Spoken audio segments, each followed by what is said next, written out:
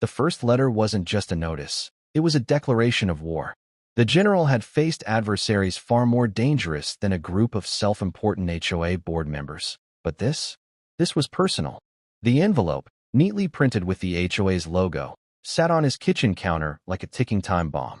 When he finally opened it, the sheer absurdity of its contents made him laugh. The HOA had decided that his property had an excessive number of vehicles, and as a result, they were raising his fees. No warning, no discussion, just a demand for more money, wrapped in bureaucratic nonsense. They had no idea who they were dealing with. At first, he brushed it off. He owned his land, his home, and most of the neighborhood surrounding it. The cars in his driveway weren't abandoned junk. These were his personal vehicles, along with those of tenants who lived in the properties he owned. He figured a simple conversation would clear things up. He had underestimated their arrogance. The next letter was even worse.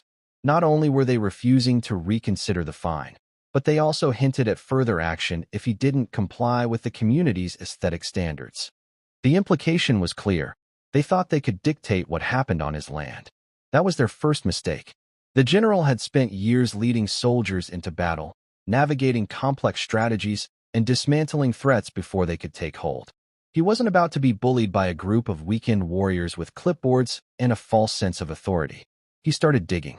What he found was even worse than he expected. The HOA wasn't just enforcing arbitrary rules. They were selectively targeting homeowners, issuing fines for nonsense violations while letting their friends get away with far worse infractions. It wasn't about aesthetics. It was about control. That was when the general made his decision. He wasn't going to just fight this. He was going to end it. But before he could make his move, the HOA escalated. One morning, he woke to a sound that sent a surge of rage through his veins. He stepped outside, and there, at the edge of his property, was something that should never have been there. A bulldozer. A group of contractors stood nearby, holding paperwork with the HOA's insignia. They weren't here to talk. They were here to take his home, his land, his property. They had no idea they had just started a war they couldn't win. The general's fists clenched as he took in the scene before him. A bulldozer, idling like a war machine ready to charge.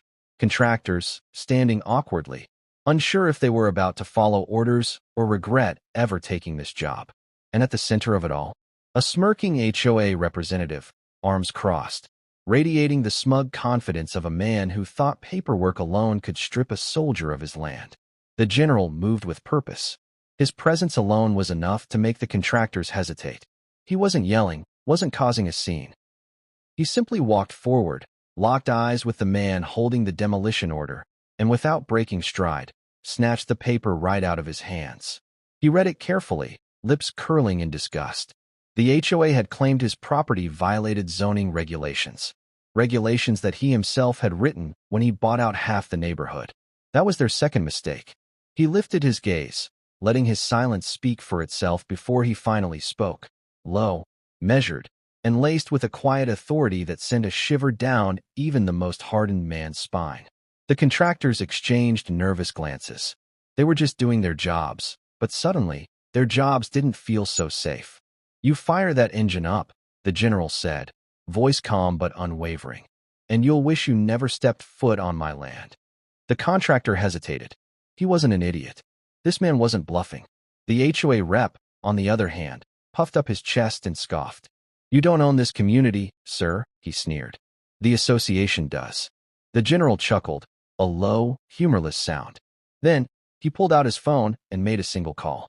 Within minutes, his private security arrived, men trained, disciplined, and ready. The contractors took one look at them and immediately stepped back. The HOA rep, however, still hadn't realized what was happening.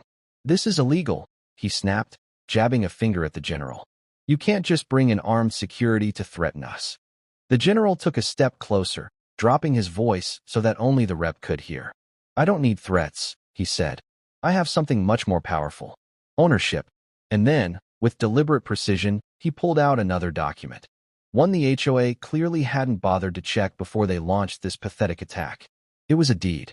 A deed confirming that not only did the general own his home, but he also owned more properties in the neighborhood than any other individual. Enough, in fact, to override the HOA's authority entirely. And that was their third mistake. The HOA rep's face drained of color as the realization hit. The general saw it. The flicker of fear, the silent calculation of just how badly they had screwed up. But before the man could sputter a response, the general turned away, already issuing his next orders. The bulldozer was shut down. The contractors left. And the HOA rep? He was left standing alone, staring at the man he had just tried to push into a corner, only to realize he had been boxed in himself. But this was just the beginning. The general wasn't done. He didn't just want to stop them. He wanted to dismantle them piece by piece. He was going to make sure they never had this kind of power again. And so, the real battle began. The HOA rep had scurried away like a rat, but the general knew they weren't done yet. Bureaucrats like them never accepted defeat easily. They would regroup, find a loophole, and come back swinging. But they had made a critical mistake. They had underestimated who they were up against. The general wasn't just defending his home. He was launching an offensive. That night, he went to work. First, he called his legal team, high-powered attorneys who specialized in dismantling corrupt organizations. Within hours, they had assembled enough documentation to bury the HOA in a storm of lawsuits. Every fine, every unjustified fee, every penny they had stolen from homeowners was about to be put under a legal microscope. And the general? He was going to enjoy watching them squirm. But he wasn't stopping there. The next morning, he made his move. He called an emergency meeting of the Homeowners Association, not the board, but the actual homeowners. People who had suffered under the HOA's rule for years, but had been too afraid to speak up. The turnout was massive. The general stood at the front of the crowded room, letting the silence build before he finally spoke. "Tell me," he said, his voice cutting through the air like a blade. "How many of you have been fined for something ridiculous?" A murmur ran through the crowd. Then, a woman raised her hand. "They fined me $500 because my garden gnome was too tall." Another voice. "They tried to evict my elderly mother because she wasn't on the lease, even though I own my house." More stories followed. Outrage. Frustration. The fear was fading, replaced with something far more dangerous: unity. And that was exactly what the general wanted. He let the energy build before he revealed his final card. "What if I told you," he said slowly, "that we don't have to live under their control anymore?" Silence. Then, he pulled out the real bombshell, a proposal to dissolve the HOA entirely. Gasps echoed through the room. It wasn't impossible. It was just something no one had ever dared to attempt. But the general? He owned more properties in this neighborhood than anyone else. And with the support of the homeowners, he had enough votes to make it happen. The HOA had thought they were untouchable, that they could push him around with rules and fines and threats. But what they failed to realize was that the general had never been one to follow orders. He gave the homeowners a choice: continue living under tyranny, or take back control of their own neighborhood. The vote wasn't just in favor, it was overwhelmingly in favor. The HOA board members, once so smug and powerful, could do nothing but watch in horror as their empire collapsed. And just like that, their reign was over. The aftermath was nothing short of poetic. The HOA board members, once so confident in their ability to control every aspect of the neighborhood, were now scrambling. Their authority had been shattered in one meeting. Their power was gone, their influence erased, and now they were left to face the consequences of their actions. The lawsuits moved forward like a well-planned military strike. The general's legal team tore through the HOA's financial records, uncovering years of corruption, mismanagement, and fraudulent fines. Homeowners who had once been too scared to speak up were now coming forward with their own horror stories, adding more fuel to the fire. And the board members? They were personally named in the lawsuits. This wasn't just about dissolving the HOA anymore. This was about accountability. One by one, they began to crack under the pressure. Some tried to negotiate, offering to resign quietly in exchange for leniency. Others panicked, realizing they could actually face criminal charges for embezzling funds. One former board member, the same smug HOA rep who had tried to bulldoze the general's home, vanished overnight, likely hoping to escape the inevitable. But it was too late. The general had made sure of that. The final blow came when the courts ruled in favor of the homeowners. Every single fine issued under the HOA's corrupt leadership was officially nullified. People who had paid thousands in bogus fees were now set to receive refunds, funded directly from the former board members' personal assets. It was over. With the HOA permanently dismantled, the neighborhood was free. The once oppressive rules disappeared overnight. Homeowners no longer lived in fear of petty fines or ridiculous regulations.